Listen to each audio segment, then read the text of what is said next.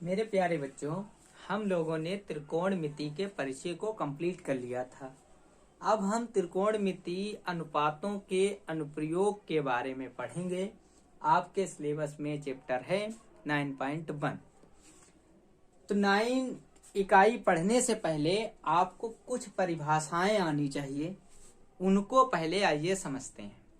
तो सबसे पहले त्रिकोणमिति अनुपात जो होगा तो इसमें ऊंचाई एवं दूरी ज्ञात करने के लिए कहा जाता है। तो ऊंचाई दूरी तभी हम ज्ञात कर सकते हैं, उसमें कुछ संबंध है। तो सबसे पहले हमें इसमें उन 2 प्रकार के कोण बनते हैं, पहले उन कोणों के बारे में समझेंगे और उसकी पहले भाषा समझेंगे कि सवालों को हल करने से पहले हम किस तरीके से सवालों की भाषा को समझते हुए उसे सॉल्व करेंगे। तो कुछ इंपॉर्टेंट परिभाषाएं हैं, आइए पहले हम उनको समझते हैं। सबसे पहली परिभाषा है, उसको हम लोग कहते हैं दृष्टि रेखा।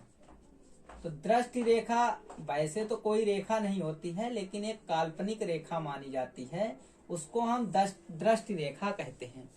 जैसे मान लीजिए कोई वस्तु जो है, जब हम अपने आंखों के सामने खड़े होकर उस वस्तु को देखते हैं, मान लीजिए हम इस मार्कर को देख रहे हैं, तो आंखों के सामने ऐसा मान लेते हैं कि यहाँ से देख रहे हैं तो एक रेखा बन रही है। तो जिस प्रेक्षक के द्वारा किसी वस्तु को जब देखा जाता है तो ये माना जाता है एक रेखा बन रही है, इस रेखा को ही हम दृष्टि रेखा कहते हैं। तो किसी कहीं भी वस्तु हो, जैसे ही हम किसी वस्तु को देखेंगे, मान लीजिए हम इस बोर्ड को देख रहे हैं, तो मान लीजिए बोर्ड को देखने में एक रेखा बन रही है, ऐसे इमेजिन करेंगे तो उस रेखा को हम लोग दृष्टि रेखा कहते हैं। दृष्टि रेखा के बाद एक रेखा और कही जाती है क्षैतिज रेखा। तो क्षैतिज रेखा किसे कहते हैं? जैसे हम देख रहे हैं और ये पृथ्वी के समांतर कोई रेखा है, पृथ्वी के समांतर क्षैतिज रेखा है। तो कहने का मतलब जो दृष्टि रेखा अगर किसी पृथ्वी के समांतर कोई रेखा चल रही है, जैसे हम यहाँ खड़े हैं तो ऐसी एक कोई रेखा, यहाँ पर कोई वस्तु रखी हुई है, उसको हम देख रहे हैं, तो जो ये रेखा पृथ्वी के समांतर चल रही है, तो ऐसी रेखा को हम क्षैतिज रेखा कहते हैं। कैसी रेखा कहते हैं? क्षैतिज रेखा कहते हैं। उसके बाद इसमें 2 कोण बनते हैं। 2 कोण कौन कौन से बनते हैं? एक कोण का नाम है उन्नयन कोण। उन्नयन कोण क्या है? उन्नयन कोण। तो उन्नयन कोण किसे कहते हैं? अगर कोई वस्तु, किसी भी प्रेक्षक को किसी वस्तु को देखने के लिए अपने सर को ऊपर करना पड़ेगा, तो जो दृष्टि रेखा के साथ कोण बनेगा, उस कोण को हम उन्नयन कोण कहेंगे। मान लीजिए यहाँ पर कोई भी वस्तु है रखी हुई है और यहाँ पर कोई प्रेक्षक है खड़ा हुआ और उसकी आंख यहाँ पर है। इस आंख से वो इस रेखा को जो देख रहा है, तो इसमें एक कोण बन रहा है, इस कोण को ही हम उन्नयन कोण कहते हैं। कौन सा कोण कहते हैं? उन्नयन कोण कहते हैं। इसी तरीके से मान लीजिए कोई छत पर बैठा हुआ है, कोई बिल्डिंग है, उसकी छत पर बैठा हुआ है और रोड पर कोई बाइक जा रही है, तो जब वो ऊपर से उस बाइक को देखेगा तो अपने सर को नीचे की तरफ झुकाएगा। तो जब यहाँ से जो कोण बनेगा दृष्टि रेखा का उसके साथ, तो उसको हम अवनमन कोण कहेंगे। कौन सा कोण कहेंगे? उसको हम अवनमन कोण कहते हैं। मान लीजिए अगर कोई छत बनी हुई है, दीवार है, इस पर यहाँ पर कोई बैठा हुआ है और ये रोड गई हुई है और यहाँ पर कोई व्यक्ति बैठा हुआ है, यहाँ से वो देख रहा है, तो जो ये कोण बन रहा है वो अवनमन कोण कहलाएगा। मतलब इसकी क्षैतिज से इधर के जो ये कोण बनेगा वो उसका अवनमन कोण कहलाएगा। कौन सा कोण कहलाएगा? अवनमन कोण कहलाएगा। तो हम लोगों ने समझ लिया है कि कब उन्नयन कोण बनेगा और कब अवनमन कोण बनेगा। अगर आपको सर को अपने उठाना पड़ता है तो समझ जाइएगा वहां पर उन्नयन कोण बन रहा है।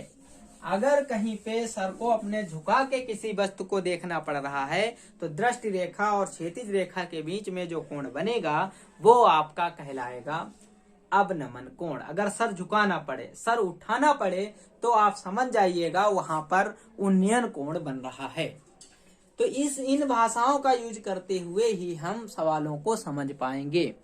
मान लीजिए अगर हम चाहे उन्नयन कोण हो और चाहे अवनमन कोण हो, एक बात जरूर ध्यान रखेंगे कि दोनों कोण हमेशा न्यून कोण ही होते हैं और अधिक कोण नहीं हो सकते हैं। चाहे न्यून कोण होगा, उठाएंगे सर तब भी इतने उठा सकते हैं कि कतई बिल्कुल सर अपना कतई ऊपर की तरफ नहीं कर सकते, तो इसलिए न्यून कोण ही रहेगा। 90 से ज्यादा कोण हम लोग नहीं बना सकते।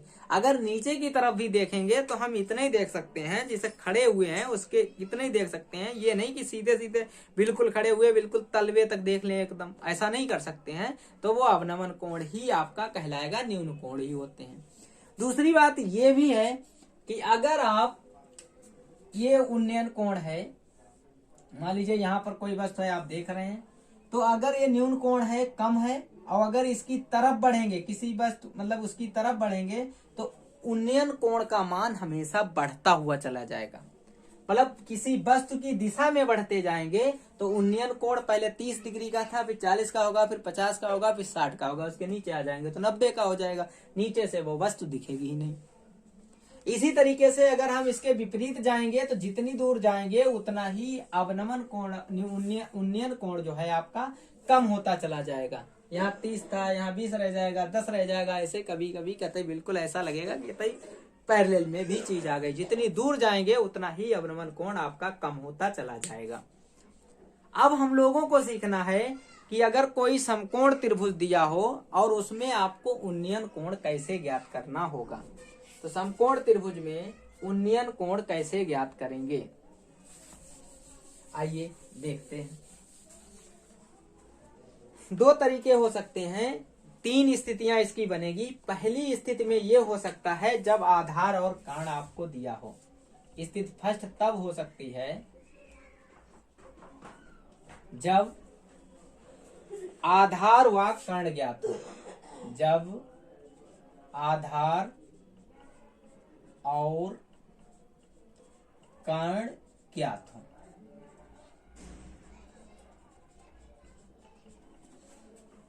चित्र बनाते हैं। समकोण त्रिभुज होगा, ये 90 डिग्री का होगा, ये थीटा होगा, ये सी, ये आपका हो बी, ये है ए। इस कर्ण ज्ञात हो और आधार ज्ञात हो। जब कर्ण और आधार ज्ञात हो तब आपको किस तरीके से उन्नयन कोण कैसे निकालेंगे। तो उन्नयन कोण निकालने के लिए ये थीटा कैसे निकालेंगे, मतलब आपको कर्ण दिया है, आधार दिया है। तो देखिए कर्ण और आधार जो त्रिकोणमिति जो अनुपात आपने पढ़े थे वो लाल बटे कक्का। तो इसमें था साइन, इसमें था कॉस, इसमें था टैन। तो देखिए किस किस सूत्र को, किस किस अनुपात को लगाकर आप उन्नयन कोण निकाल सकते हैं। देखिए कॉस थीटा में जो था वो आधार बटे कर्ण था, आधार भी दिया कर्ण भी दिया। तो उन्नयन कोण निकालने के लिए कॉस थीटा लिखेंगे और कॉस थीटा को लिखेंगे आधार बटे कर्ण। तो ये बात आपको ध्यान रखनी पड़ेगी कि कब कौन सा कॉस थीटा लगाएं, साइन थीटा लगाएं। साइन थीटा और कॉस थीटा और सेक थीटा तब लगाओगे जब आधार दिया हो और कर्ण दिया हो। कॉस का उल्टा होता है सेक, अगर सेक लिख दोगे तब भी आपका उन्नयन कोण मिल जाएगा। तो सेक थीटा बराबर होता है कर्ण बटे आधार, क्योंकि आपको कर्ण का भी मान दे रखा होगा और आधार का भी मान दे रखा होगा। अब स्थिति 2 में देखेंगे। दूसरी स्थिति में आपको जब कर्ण और लंब दे रखा हो, देखो इसमें कर्ण भी दिया है और लंब दिया है। अगर कर्ण दिया हो, लंब दिया हो, फिर से लाल बटे कक्का को बुलाओ त्रिभुज एबीसी में। तो लाल बटे कक्का, ये साइन, ये कॉस, ये टैन, ये कॉट, ये सेक, ये कोसेक, ये याद रखेंगे। तो देखो कर्ण किसमें आता है, लंब किसमें आता है, साइन में। तो इसमें हम जब आपको उन्नयन कोण निकालना हो तो साइन थीटा का अनुपात लगाएंगे। साइन थीटा बराबर होता है लंब बटे कर्ण।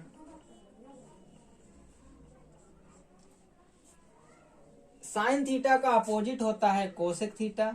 तो इसमें कोसेक थीटा लगाएंगे तो हो जाएगा कर्ण बटे लंब। एक स्थिति और बन सकती है। स्थिति थर्ड में क्या है,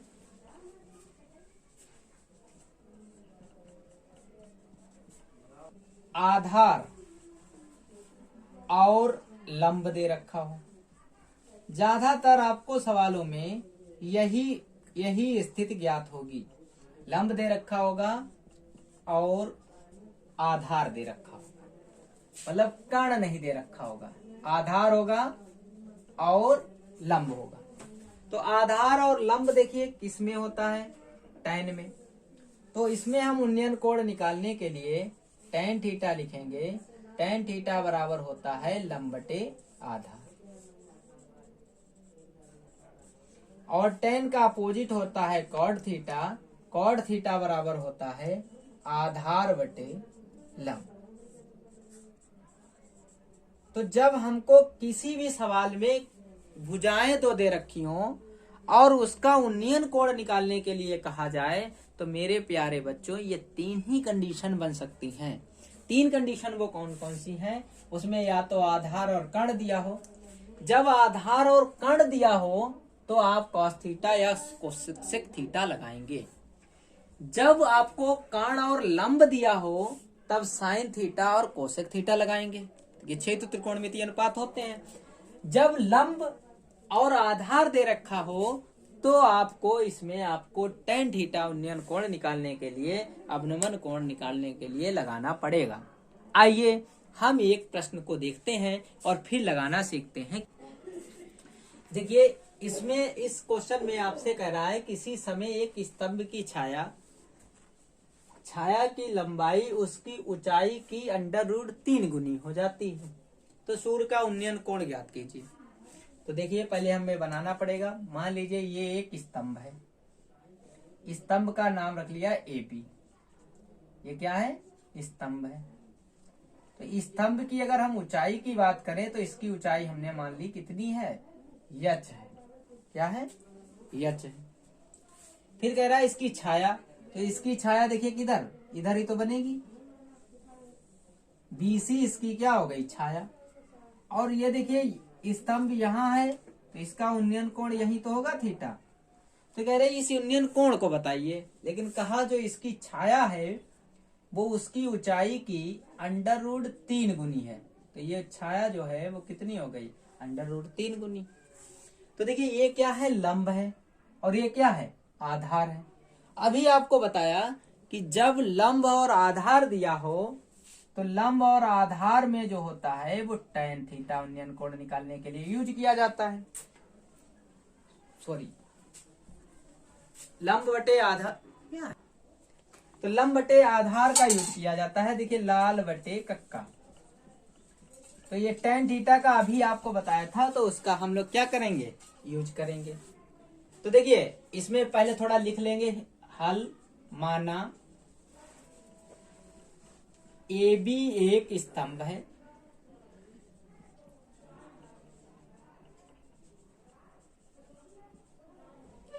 जिसकी ऊंचाई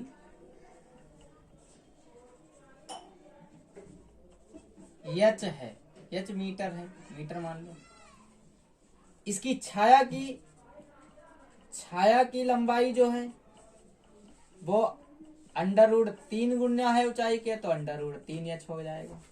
हमको उन्नयन कोण निकालना है, तो इसमें त्रिभुज ABC में उन्नयन कोण के लिए tan थीटा चाहिए होगा। तो tan थीटा बराबर होता है लंब बटे आधार। तो लंब की वैल्यू क्या है, h है। आधार की वैल्यू क्या है, h √3 है। ये आपका हो गया tan थीटा। h से h कैंसिल हो गया, तो tan थीटा बराबर हो गया 1/√3। त्रिकोणमितीय अनुपात में आपने tan में 1/√3 किसी की वैल्यू पढ़ी थी, तो वो tan 30 की वैल्यू थी। किसकी वैल्यू थी, 30 अंश की। तो उन्नयन कोण जो इसका है वो थीटा बराबर 30 डिग्री आ गया। तो सूर्य का जो उन्नयन कोण है, सूर्य का उन्नयन कोण 30 डिग्री है। तो इस तरीके से हम लोग क्या करेंगे, किसी भी जिस भुजा में चाहे आधार और लंब दे रखा हो, चाहे तो कर्ण और आधार दे रखा हो, चाहे तो लंब और आधार दे रखा हो, आप सभी के त्रिकोणमितीय अनुपात निकाल लेंगे और उसे आराम से उसका उन्नयन कोण निकाल लेंगे और बता भी सकते हैं। इसी तरीके से मान लीजिए इसका अपोजिट भी हो सकता है, वो आगे के वीडियो में आपको बताएंगे कि किस तरीके से कैसे कैसे प्रश्न आपके बन सकते हैं।